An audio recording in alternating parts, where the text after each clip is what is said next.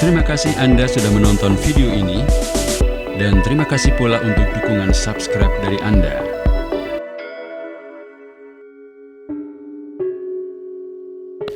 Assalamualaikum warahmatullahi wabarakatuh. Sahabat, sosok Ki Baurekso mungkin terdengar asing di telinga masyarakat umum. Namun bagi masyarakat Kendal, Pekalongan, dan sekitarnya, nama Baurekso cukup akrab, karena dirinya merupakan pria pertama yang pernah menjadi Adipati Kendal. Kisah Ki Baurekso bermula dari zaman Kerajaan Mataram Islam di tahun 1613 sampai 1645, di mana saat itu mereka sudah harus melawan penjajah yang datang dari Portugis dan Belanda.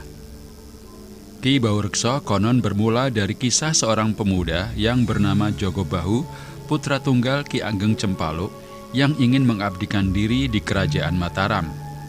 Ki Ageng Cempaluk merupakan sosok yang diasingkan di desa terpencil, yaitu Kesesi Pekalongan, karena sempat melakukan kesalahan di masa lampau. Namun, Sultan Agung Raja Mataram saat itu dengan senang hati menerima Jogobahu di istananya. Tetapi sebelum Jogobahu bisa mengabdi di istana, dirinya harus terlebih dahulu membuktikan kesetiaannya terhadap Kerajaan Mataram, yaitu dengan menyelesaikan 3 ujian yang diberikan kepadanya. Pada ujian pertama, Jogobahu harus membendung Kali Sambong yang akan membantu rakyat Kerajaan Mataram tiap kemarau datang. Kali Sambong terkenal akan keangkerannya. Namun Jogobahu menyanggupi ujian yang dia berikan dan berangkat untuk membendung kali tersebut. Bersama dengan sejumlah prajurit kerajaan, dirinya bekerja untuk membendung kali. Namun, kerap terjadi keanehan saat Jogobahu bekerja. Setiap pagi, Jogobahu kerap menemukan bendungan yang dia kerjakan bocor tanpa sebab. Hal ini terjadi terus-menerus selama beberapa hari. Akhirnya Jogobahu melakukan pertapaan bernama Topobroto untuk mencari solusi membendung kali. Dalam pertapaannya, dia bertemu dengan Welut Putih, sosok penunggu kali tersebut. Dialah yang menyebabkan Kali Sambong terus bocor. Jogobahu melakukan tawar-menawar agar Welut Putih membiarkan dirinya untuk membendung kali tersebut. Pada akhirnya, Jogobahu berhasil melaksanakan tugas yang diberikan oleh Sultan Agung. Namun, tugas Jogobahu belum selesai. Kali ini dia harus membuka lahan di tepi pantai bernama Alas Gambiran. Serupa dengan Kali Sambong, tempat ini juga terkenal karena keangkerannya serta lokasinya yang jauh untuk dicapai. Alas Gambiran juga terkenal menyesatkan. Banyak pelancong yang melewati lokasi tersebut dan justru malah tersesat di dalam hutan tersebut. Agar tidak tersesat di dalam hutan, Jogobahu melakukan pertapaan bernama Topo Ngalong selama 40 hari lamanya. Topo Ngalong sendiri merupakan bentuk pertapa mengikuti posisi kalong. Topo Kalong sendiri dilakukan atas saran Ki Ageng Cempaluk. Dirinya memberitahu Jogobahu melakukan hal tersebut karena usahanya ingin digagalkan oleh Dewi Lanjar, utusan Ratu Kidul. Rupanya setelah bertapa selama 40 hari, Jogobahu berhasil mengalahkan Dewi Lanjar dan akhirnya berhasil membuka lahan untuk Kerajaan Mataram. Sultan Agung merasa puas dengan pekerjaan Jogobahu. Dirinya memberi julukan Ki Baurekso kepadanya dan menjadikannya sebagai Adipati Kendal yang pertama.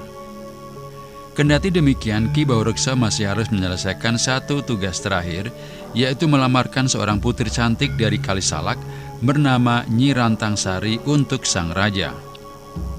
Namun Nyi Rantangsari justru malah jatuh hati kepada Ki Baurekso.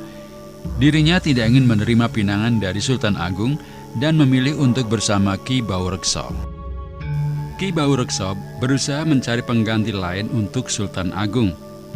Dia menemukan putri lain dengan kecantikan yang sama cantiknya dengan Nyi Rantangsari. Tetapi Sultan Agung merasa ditipu oleh Ki Baurekso dan ingin melancarkan hukuman mati kepadanya. Hal ini berhasil dicegah oleh Patih Singaranu. Dia menyarankan agar Sultan mengganti saja tugas ketiganya dengan tugas yang sangat berat. Sultan Agung pun setuju, dan dia memerintah Ki Baurekso menyerang Belanda yang saat itu berada di Jakarta. Atas saran Ki Ageng Cempaluk, Ki Baurekso berangkat ke Jakarta melalui jalur air. Ini bertujuan agar Ki Baurekso tidak kehilangan kesaktian senjatanya dalam perjalanan. Awalnya Belanda merasa kesulitan melawan tentara kerajaan Mataram. Jenderal Belanda yang bernama Jenderal Raffles bahkan meninggal karena terkena penyakit malaria. Akan tetapi Belanda tak kehabisan akal. Mereka membakar lumbung-lumbung makanan tentara kerajaan Mataram sehingga mereka kehabisan perbekalan.